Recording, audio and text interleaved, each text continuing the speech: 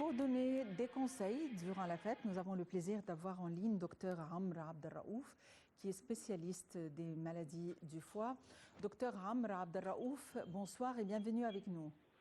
Bonsoir, merci. Et bonne fête. Et vous-même.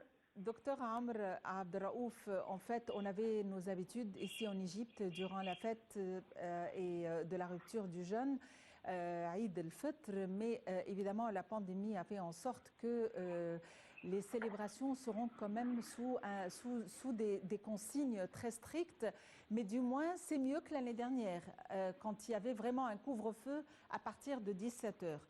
Donc Ouais. cette année, il y a des mesures qui ont été annoncées par le Premier ministre. À votre avis, est-ce que ces mesures, la prière par exemple dans les mosquées, si les fidèles réussissent à suivre vraiment les préceptes qui ont été ou les consignes qui ont été données pour la prière du vendredi, est-ce qu'à votre avis, ceci va faire en sorte que la propagation du virus ne va pas vraiment être accentuée? En fait, oui, c'est vrai, comme vous avez dit, par rapport à l'année dernière, les conditions s'est beaucoup améliorées. Parce que si on retourne un petit peu en arrière, il y avait le couvre-feu, il y avait le blocage complètement de les pays. Cette année-là, c'est ouvert, mais avec des circonstances un peu spéciales, surtout pour les prières. En fait, les prières, c'est ouvert il y a un moment avec des trucs, des restrictions importantes au niveau des distances, au niveau du temps de prière lui-même. À mon avis, si on garde bien ces règles-là, on va beaucoup aider pour diminuer la distribution des virus. Oui, c'est à nous pour prendre les précautions, c'est à nous pour garder la santé. Le pays dépend cette fois-ci sur les gens, sur l'intelligence des gens pour bien garder des précautions importantes pour bien passer les moments difficiles. Docteur Amr Abdelraouf, que faut-il faire? C'est-à-dire, on ne va pas empêcher les gens de sortir et nous savons très bien que les jeunes ne vont pas vraiment rester chez eux. Mais alors, qu'est-ce qu'ils peuvent faire du moins pour se protéger et protéger les autres? Oui, c'est vrai. Peut-être les personnes âgées et les enfants, ils vont respecter de rester à la maison. Mais, comme on dit, ouais, les jeunes, ils vont pas rester. Et ça, c'est vrai, c'est bien clair. Donc, il faut modifier la vie pour diminuer les problèmes qui peuvent apparaître avec la sortie. Comment on fait ça? Et surtout, il faut garder la distance. Il ne faut pas trop approcher d'un des autres et il ne faut pas oublier de garder toujours les masques sur le nez et la bouche. Ça, c'est très important. Il faut éviter les endroits qui sont trop de monde.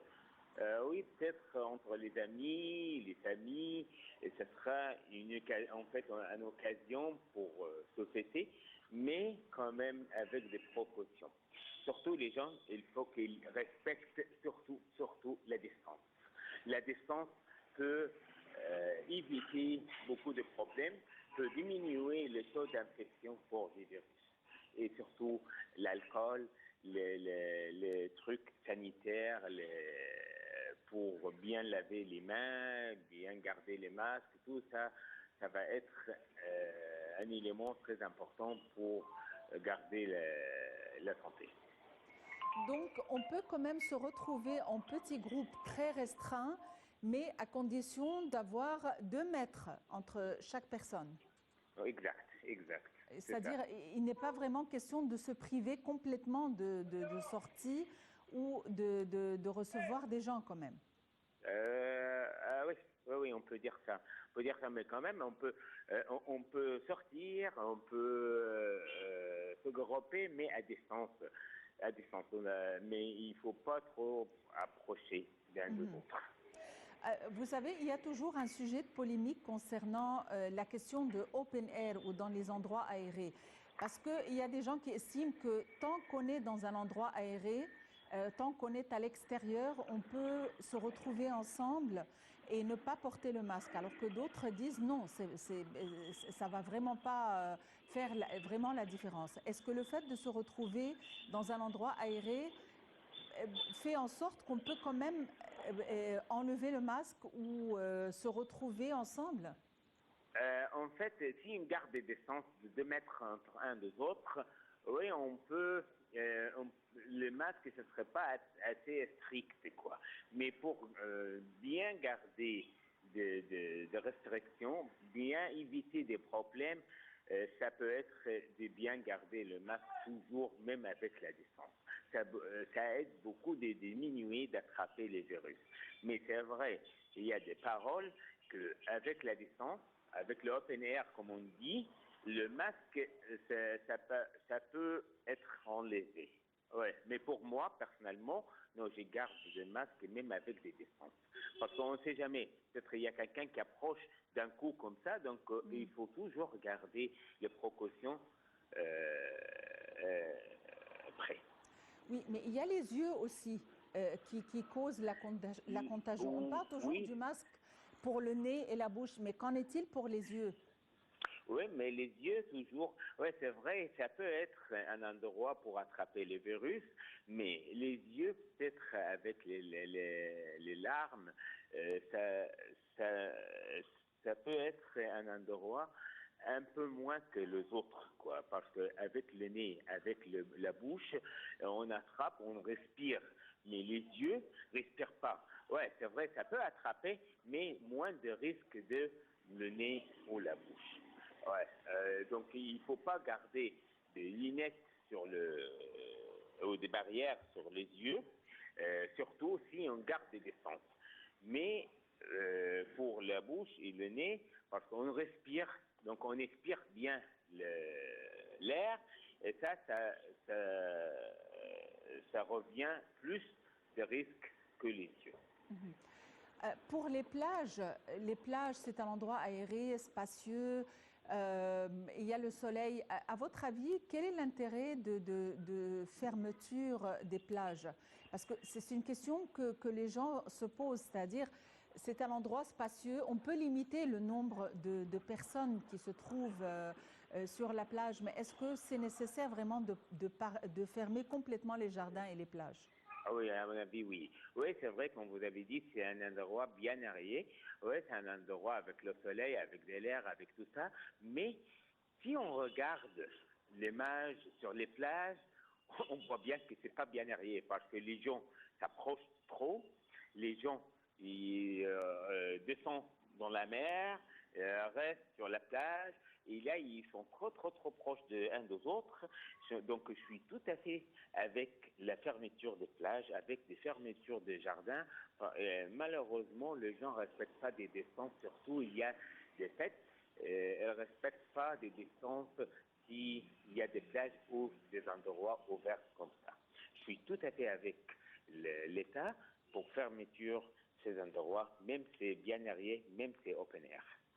Oui, vous savez, nous avons nos traditions durant la fête. Il y a le kahk ou les petits gâteaux sucrés que nous avons hérités des Fatimides. Est-ce que ceci pourrait faire l'objet de contagion quand ils sont dans un magasin bien connu? Parce que nous savons que la chaleur dans les aliments pourrait tuer le virus. Il y a aussi l'acide qui se trouve dans l'estomac, mais sur des douceurs ou des sucreries, est-ce qu'il y a un risque de contagion? Écoutez, la question de la température, est-ce que ça affecte ou pas, est-ce que ça diminue les risques d'attraper les virus, c'est toujours discutable, c'est toujours pas assuré que les virus ne vivent pas dans les pays chauds, comme vous avez vu. Bon, on a de la température plus de 40 l'année dernière et malgré ça, on a des épidémies quand même importantes. Donc, avec la température, je ne crois pas qu'il y a de risques plus ou moins pour attraper les virus. Mais pour transmettre les virus avec le petit gâteau, avec les trucs comme ça, je crois il faut bien respecter les magasins et il faut bien choisir que même les gens qui travaillent dans le magasin, qu'ils doivent respecter les précautions sanitaires importantes au niveau des gants, les masques, quand ils vont servir. Ça, c'est important pour acheter et pour garder les choses bien loin des gens infectés. Mais pour quand même attraper des virus dans le truc acheté dans les magasins, si on garde bien les précautions sanitaires, je crois qu'il y a de moins de risques de les attraper. Docteur Amr Abdelraouf, il faut dire que pour consommer les aliments, on ne peut pas vraiment parler de nourriture saine durant la fête. Est-ce qu'il y a des conseils à donner, puisque vous êtes spécialiste de foie, surtout qu'il nous faut une immunité bien forte, si on peut le dire, pour contrer le virus, pour nous défendre? Ah là, en fait, c'est une très bonne question. Et on parle de la nourriture, surtout pendant les fêtes, parce qu'on a des habitudes quand même qui peuvent faire des problèmes. Parce que les poissons salés, les autres nourritures qui pas super au niveau de l'immunité des personnes, ça aide pour jouer un rôle de faire les personnes plus susceptibles d'être infectées. Comme on dit que si on mange la nourriture bien comme il faut, avec des vitamines, avec des éléments comme il faut, donc on garde toujours la personne de bonne santé. On a moins de risques d'attraper des maladies, surtout des virus pendant l'épidémie. Mais si on mange n'importe quoi, si on mange des choses qui ne sont pas bien cuites, si on mange des choses qui ne sont pas bien propres, ça va jouer sur l'immunité des personnes, ça va beaucoup diminuer, ça va retourner sur la santé pour la personne en général. Oui, c'est vrai, on a en Égypte un peu des habitudes qui ne sont pas super, surtout pendant les fêtes, mais j'espère avec cette épidémie, on garde de bonnes nourritures pour garder de bonnes santé pendant les fêtes. Docteur Amr Abdelraouf, le monde procède à la vaccination et les gens ici en Égypte se vaccinent. À votre avis, dans quelle mesure la vaccination va mener à la minimisation du coronavirus, puisque les médecins avaient dit dès le premier jour que le virus va exister à jamais. Mais est-ce que le fait d'être vacciné va faire en sorte que l'immunité collective va rentrer en jeu et on pourrait vraiment vivre en paix, du moins, même si on a le virus, est-ce qu'on peut coexister avec le virus ultérieurement? Écoutez, en fait, il y a une chose qu'elle soit bien claire pour toute la population. La vaccination ne va pas terminer les virus. Les virus sera toujours présent. Mais, il y a toujours mais dans la langue française, c'est quoi les bénéfices de vaccination? En fait, n'importe le sorte de vaccination, il y a 3 ou 4 vaccinations maintenant, on est bien d'accord que les vaccinations des gens, ça va beaucoup diminuer des risques de morbidité et de mortalité des virus. C'est-à-dire qu'on peut attraper toujours des virus, parce qu'il existe toujours. Mais ça ne sera pas assez grave comme avant. Ça ne sera pas des symptômes et des problèmes sanitaires comme avant. On n'aura pas de mortalité comme avant, surtout pour les personnes âgées, pour les malades qui ont des maladies chroniques, et ils doivent être vaccinés. Les vaccinations, c'est très important pour diminuer la mortalité, pour avoir des symptômes, soit qu'on attrape les virus sans symptômes, pas du tout, soit on attrape les virus avec des symptômes très faibles, donc on n'aura pas des problèmes graves pendant l'infection avec. Mais il faut savoir qu'on va garder toujours malheureusement le virus dans les pays par tout le monde. Mais il y a un côté qui inquiète quand même les gens, parce que les gens se font vacciner, mais on ne peut jamais savoir quelle serait la réaction de notre corps. Et il y a des gens qui n'éprouvent aucun effet secondaire vis-à-vis du vaccin, et d'autres qui éprouvent tous les effets secondaires du vaccin. Alors, on se pose des questions quand même. Est-ce qu'il y a un moyen de savoir? Est-ce qu'il y a des analyses à faire avant peut-être? C'est-à-dire comment éviter les risques quand même? Écoutez, il y a des risques qu'on peut les éviter, il y a des risques qu'on ne peut pas les éviter. C'est quoi? En fait, pour les gens qui ont attrapé d'infections assez récentes, il ne faut pas être vacciné. On dit qu'autour d'1 mois à peu près, il faut qu'on soit bien guéri si on a attrapé les virus. Ça, c'est une chose. Deuxièmement, s'il y a des symptômes suspects d'avoir une infection, il ne faut pas être vacciné. Et s'il y a des doutes, il faut faire des analyses, ou même des PCR, pour savoir s'il y a des virus ou pas, parce que si le malade ou la personne est infectée sans avoir de symptômes, et puis il prend des vaccinations, et ça aggrave beaucoup les problèmes avec la vaccination. Donc là, c'est des symptômes ou des problèmes qui peuvent les éviter. Il y a des autres problèmes qu'on ne peut pas les éviter, comme on dit, la réaction qui peut arriver avec n'importe des traitements qu'on peut donner. Même si vous prenez d'aspirine ou des médicaments, des sulfa par exemple, il y a des gens qui ont des réactions graves, il y a des gens qui ont des réactions moins graves que les autres. On ne peut pas les savoir. Là, c'est les problèmes qu'on ne peut pas les éviter. Mais on dit c'est combien de gens? C'est très très très peu. On peut dire c'est 0 quelques de millions. Donc on peut savoir que c'est vrai, c'est pas assez important. C'est pour ça qu'on a mis des règles importantes pour avoir les vaccinations ou les différents types de vaccinations. Si on suit les règles comme il faut, on aura moins de problèmes pendant les vaccinations.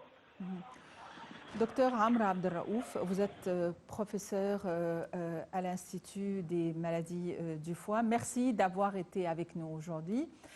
Nous avons des choses à passer en revue. Nous allons parler de dramaturgie, nous allons parler de séries de feuilletons qui avaient vraiment un objectif très important.